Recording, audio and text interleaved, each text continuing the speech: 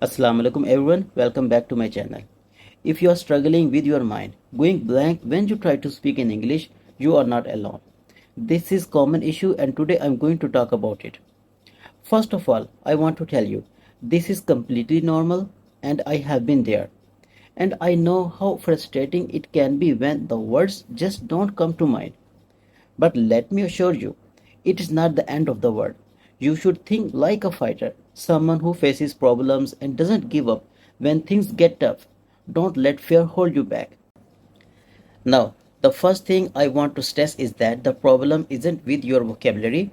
You don't need a massive vocabulary to speak effectively. The real issue lies in hesitation. Your mind is attached to your comfort zone, which is your native language.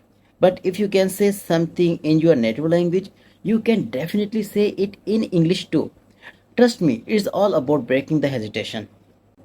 When I was learning English, I used to use English with my friends, and they used to make fun of me. But I did not stop using English despite humiliation. The practice helped me push through the fear of making mistakes. It will also help you too. Think about all the benefits you will gain once you master speaking English confidently. The opportunities, the connections, the way you will be able to express yourself. It's all within your reach. Yes, it might feel painful right now, but the gain is far greater than the pain.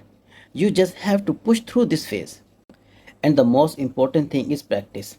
You cannot expect to improve if you are not practicing regularly. Try to use it regularly in your life. Initially, it would be a little difficult for you, but with the passage of time, you will get used to it. If you found this video helpful, give it a like and share it with someone who might need it. Let's help each other on this journey to fluency. I'll be back soon with more useful videos. Until then, see you in the next video. Thank you.